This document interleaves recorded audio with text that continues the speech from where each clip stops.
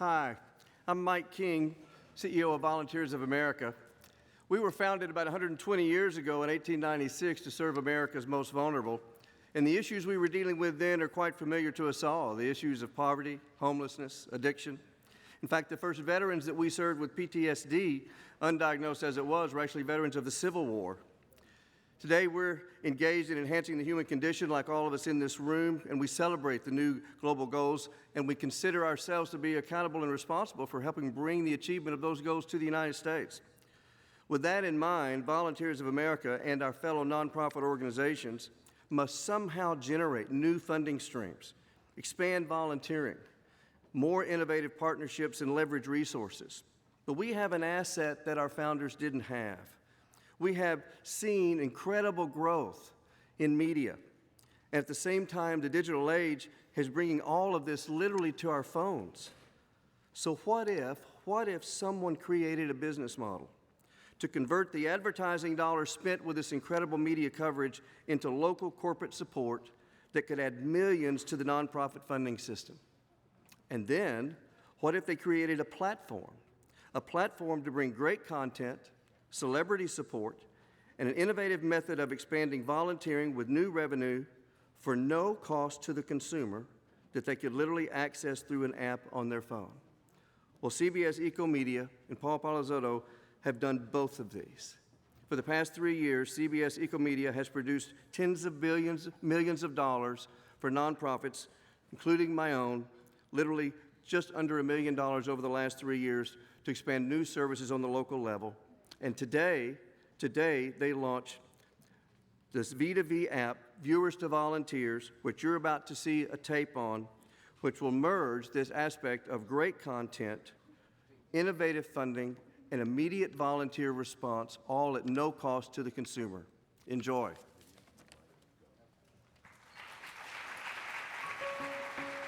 When I meet professors, they first ask me why I'm at this conference. I say, oh, I do pancreatic cancer research. And their eyes get a bit wider, and then they ask me, do you do anything with nanotubes? And I was like, yeah, I actually do stuff with nanotubes and proteins. I was fondly referred to as the cancer paper boy.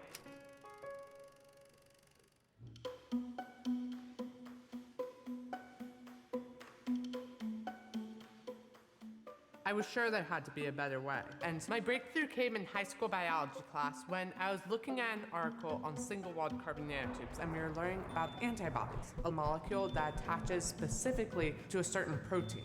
When Jack told the family what he wanted to do, we all mocked him and we discouraged him strongly. We said, that's nothing that a kid in high school can do. Young people aren't necessarily credited with being able to produce these great ideas. Then it hit me. I could have this antibody in the network of carbon nanotubes such that this network reacted only to this one protein, mesothelium, and changed its electrical properties based on the amount of that protein present. I was pretty sure I had found a new way to attack pancreatic cancer. I said, fine, if you want to do this experiment, then you find yourself a lab. So I emailed 200 professors, anyone who had anything to do with pancreatic cancer. The higher education community tends to be a little bit closed-minded towards new ideas. If you're not somebody, you're nobody kind of thing. I had 199 rejections out of 200 people. Here's a 14-year-old kid asking to work in their lab, so I can understand that they might say, we're not a middle school training ground. When I was in 3rd grade, I was in quadratic equations when my class was in, reading clocks. I would say Jack is quite gifted. We do a lot of equation solving that I will tell everybody, take out a calculator. Jack can do a lot of them in his head. So he probably assumed that this was a great idea and everybody would be able to see it was a great idea. It seemed like the entire world was just telling me no. However, out of all those rejections, I had one lukewarm maybe. And after 3 months, I finally nailed down an interview with him, and I got the lab space I needed. That was a huge step, but then it was a long process of trial and error. And so there was a lot of tears, and it took probably longer than it could have if you were a PhD guy, but it was just so exciting when he finally came out with a working strip. I ended up with a small test strip that's the size of a diabetes test strip. That's 168 times faster. over 26,000 times less expensive, and over 400 times more sensitive than the current gold standard. And the key here is that the patient has close to 100% chance of survival if they're diagnosed then. We see pictures of Einstein with white hair, but his discoveries were made very young, so hopefully Jack will have pictures as a 14-year-old having actually been credited with these discoveries.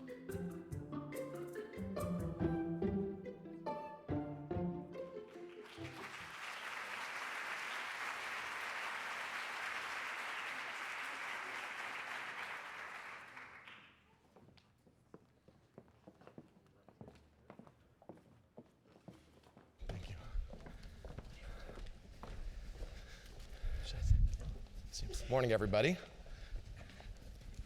I'm Aaron Sherinian, and I represent the United Nations Foundation, and this morning I get to be here with storytellers. We just saw a great story, and I'm going to introduce to you the panel. You know who they are. You've seen their biographies.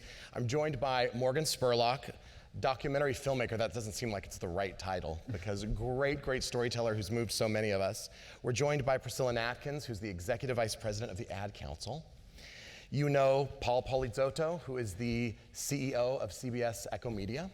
And joining me here is Jacquie Hart, CEO of the Starlight Children's Foundation. We just saw a story.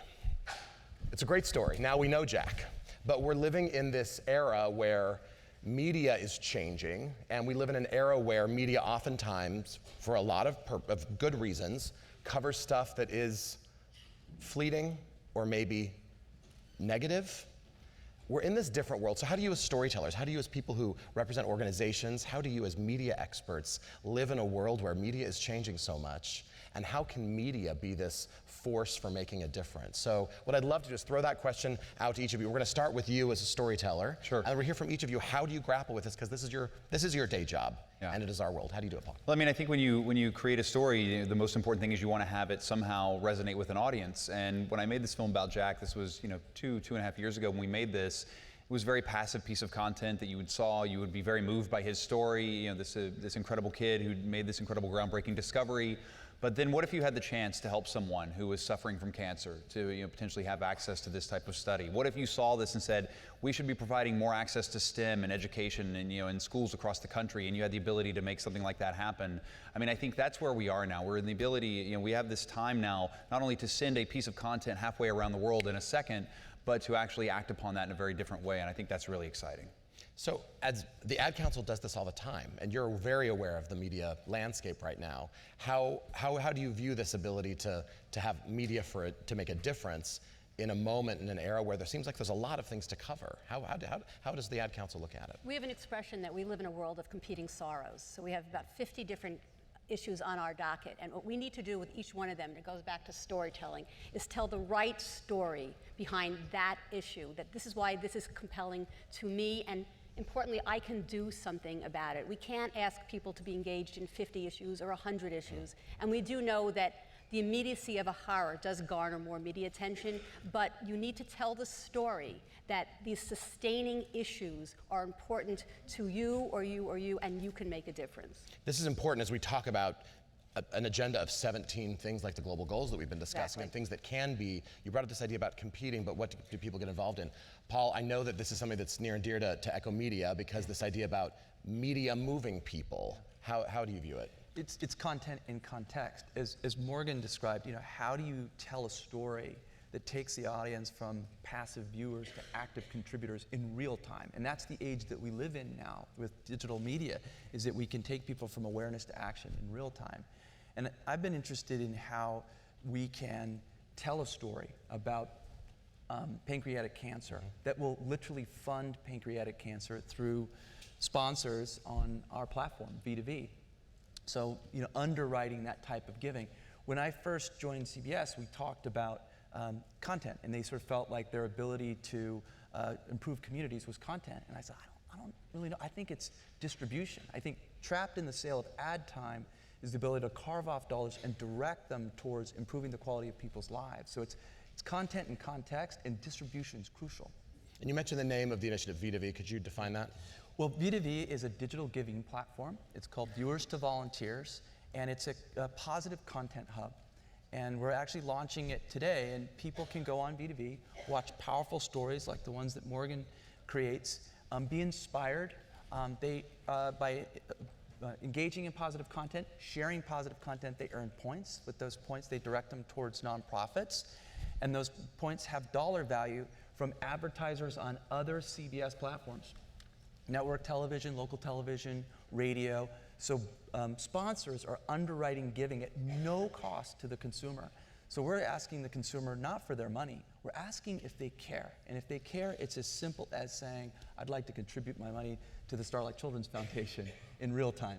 The foundation works on real stuff, though. These are real issues, and it's not meant to be light or bright because this is real stuff you're working on. So how do you manage the two things as the head of an organization like yours? That's a great question, Aaron. And you know, it's a good example is what Morgan's piece was there. You don't feel the sorrow necessarily of pancreatic cancer, which is a devastating illness. You see the hope and the joy about having something actionable about it.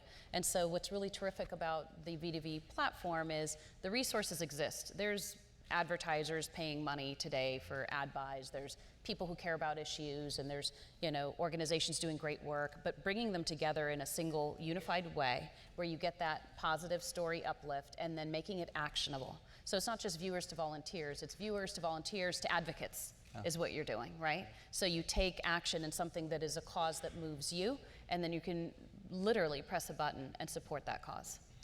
Let's get the issue out there, okay? Let's grab it. There are those, and I followed the stream, I followed you, your organizations talk about how new media and this era of new media can bridge gaps and move people to action. But there are people who think we're diluting it, and that social media or that content in shorter form can be taken very serious. Pancreatic cancer is an issue that affects people near and dear to a lot of people in this auditorium and in the world. Yeah. These are issues that matter. What do you say to people when they say, wait a minute, new media platforms and or content could dilute an issue that's important like the ones we're talking about? I mean, I think a lot of times, I think getting people to engage with an issue, and this, I'll give you a very specific example. You know, a year ago, we did a project with Paul Allen called We the Economy, where we were trying to get people to think about and look at the economy in a different way. And Paul wanted to make a feature-length film about the economy. He was very excited, and I said, nobody's going to want to watch that. And I said, it's such a bad way to deal with this. And so we broke it down, and we made all of these short films that suddenly got consumed within a period of 2 months by 30 million people across the United States.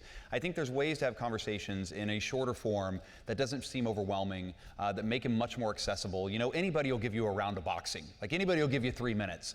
And there's a way to rope people in and make it compelling, make it interesting, not make it, you know, kind of doom and gloom, as you said, but show kind of the uplifting moments that are around these types of really, you know, hard-hitting stories, and not dilute the message or the mission. And I think that that's what our goal is with what we're trying to create. Paul, I'm going to lob the same question to you, and I'm going to go to I'm going to take it in a slightly different direction. But Paul, you must answer this all the time. So how do you do it? Well, I do it through demonstrating measurable impact. I mean, we've provided tens of millions of dollars to nonprofits by, you know, diverting or taking dollars from ad spends and directing them towards nonprofits. So we have a body of work that demonstrates that it's working. And so I think it's an exciting time, and as you say, you know, positive stories, you know, having positive stories lead to positive impact. I think it's the opposite of how we're kind of currently living our lives. We're engaging in negative content. We're more likely to share negative content than positive content. What do we get? More negative news. Let's change the story. And let's start showing people that by engaging in things that are positive, sharing things that are positive, we can make a tangible, measurable, positive impact. And that's not conceptual or aspirational, that's what we do. I do it every day. We've turned ads that have long since been forgotten into caring for chronically and terminally ill children, in funding solar panels on parks and schools and community centers. That's not aspirational, that's real. And that's what I think it's so exciting about the future, is that we can turn content into context into measurable impact. So the power of media is not something we're gonna debate here, because it's something we all know about, and people who are here understand the power of media to make things happen for good and for evil, right? I mean, we've talked about that a lot on this stage. You have a unique view on the industry with a capital I or a small I. Is the media world putting its mass where its mouth is right now? Is the media world coming to bring its force to bear on social issues as it has in the past? Is it doing more or less? How do you see it? Last year, the Ad Council garnered $1.6 billion in donated media in the United States alone, and that's the universe in which we live. They are putting their money where their mouth is. They are supporting important issues. They're giving us the platform for these nonpartisan messages that people need to hear. And in terms of the online community as it is a place where messages can live and flourish, it's step one. You're creating global communities overnight, and you can use that platform to then push for further engagement. So I am wholly supportive of getting that message online and going from there. I have a feeling this community was going to want to keep everyone accountable for that and see examples of that, and I hope that the conversation happening around the world will show examples of how that takes place. Jackie, I'd love to ask you a question, because there's a nuance and a complexity to every single thing we're talking about. When we're talking about children's lives, maybe children's health, all of the things that your work talks about, these aren't issues that can be looked at with a broad brush, because they're complicated. Absolutely. So when people come and say to you, don't dumb down my message, how dare you talk about it in this way, what are the sorts of things that we as a community who talk about issues that are close to home, how is it that your foundation approaches it? You know, I think at the heart of what's been said here in this panel today is giving people the opportunity to have a sampler of what the issues are, because oftentimes we really don't know, right? So we hear about something and we don't have a sense of the depth of the issue, but giving people the opportunity to learn more, it's just a light kind of butterfly touch that you then, it invites you to explore. And I think there's a thirst today for that positive message that Paul is referring to. So much negativity, so much out there. You can really just sit in despair and sorrow and say, even seeing the kickoff of the 17 Sustainable Development Goals, what could I possibly do to make a difference in one of them, let alone stand behind all of them? And I think the locking arms of partnering, right, collaborating with other organizations is the key to move it forward, and knowing that any one of us can do one thing, and that together we can actually move these issues forward. But I think there's a thirst in the human spirit for this type of work. And when you look at the number of shares and the reverberation of positive things now, I think we're at a unique moment in history where people are very, very interested. We're in the most philanthropic, generous, smart, positively oriented, joyful, inspiring group generation globally than we ever have been before. And then uniting in a conference like this. I mean, I don't know that a conference like this would have existed before, not just because of the technology, but just the need for humanity today to do something very, very powerful to make it a better place. We need your perspectives. This community needs some ideas on how to do the following. It takes a lot to get someone to donate. It takes a lot to get someone to advocate. It takes a lot to get someone to get educated around an issue. How do you get people, and the irony is not lost on me that we're sitting on a couch, how do you get people off the couch? Yeah. Because getting people to do something, and when it comes to volunteering, that's a big thing that you're talking about, the issues. What is it, if you could give us that thought starter, that phrase, and I'm gonna start with you. Yeah. What is it that gets people off a couch when everything I need is right there in front of me, and everything I need is just in my little piece of plastic? How do you do it? Empathy. Empathy. I mean, that's where it all starts. It starts with, if I can through this piece of content have you see the world in a way you didn't before, have you see it through someone else's eyes, have you walk through their shoes, to have you suddenly feel empathy towards someone or an issue or around something that you never have before, you will engage. And you have a moment to then now turn that engagement this person has had, or that connection to that content, into an action. Yeah. And it could be an action of, as Paul was saying, just to get them to like something, and that will then put them into an ability to use some of this sponsor ad revenue to kind of push towards these organizations, or it could be something to where they'll donate themselves, or at that moment to say, I want to be a part of this. Those people that I see volunteering in this video are making a difference. How can I be one of them? And I think that film and TV has a way of motivating people in a way that magazines have not been able to do, or books have not been able to do, because you're actually seeing it with your own eyes. You're witnessing it in a truly emotional way. And I think that that's what we'll be able to create with this. Jackie, we're gonna go to you. We're gonna skip here. What gets people off the couch? I think to Morgan's point, just the content has to be real, and there has to be a connection there. So the human story. So how could you not be moved by the panel that was here right before us? So it may be that you see a story that then, we all have a role to play. We talk about time, talent, and treasure, right? So for some people in the audience, or somebody that you share the content with, it might be time, because they have the time and they're going to go out and volunteer. For somebody else, it might be, like Yvonne Chaka Chaka did yesterday, sang a song that would just moved millions, or treasure. You have a couple of bucks or more to donate. I think everyone has a role to play, and then having that human connection like we talked about earlier, you know, unlocking human potential, philanthropy as love of mankind. What does that sound like to you? And that we each have a role and a gift that we can put forward to make that happen. That's right. And I think, this is not meaning to be cynical, but I think there needs to be an ease in which you're asking people to do something. And maybe dumping some ice water on your head doesn't seem easy, but it is easy and it's fun. And this is a little bit more cynical, but external validation. That, you know, I'm doing it because it's the right thing to do, but other people are seeing me be part of this movement, and it's making me feel good. I'm part of the collective good. So, yes, we do things in the privacy of our dens, and we click and we support, but when you are part of a movement and being awarded or rewarded for that, and I think it goes a long way. Paul?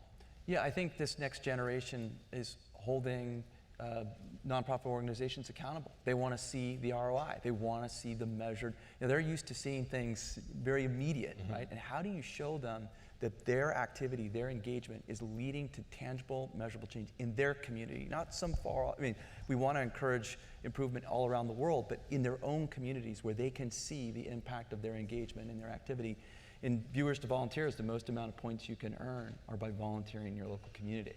So the nonprofit not only gets you and your activity, but they also are getting money as a result of you being there, being underwritten by sponsors. So putting those two things together. You've fed us a lot of insight here related to the power of story for empathy, something that we've talked about, how social does that, how social media can give people the transparency of options, the accountability that's necessary, but also this idea of different ways of getting involved. There's not one entry point. No. All of that is part of this connected generation. I think that this conversation could be going on all day, and I hope it does via the social media stream. I hope that what you've taught us today will get all of us to use social media platforms to get other people off the couch, and in the meantime, help me get them off the couch with a round of applause for our guests today. Thank you. Thank you. Thanks, you guys.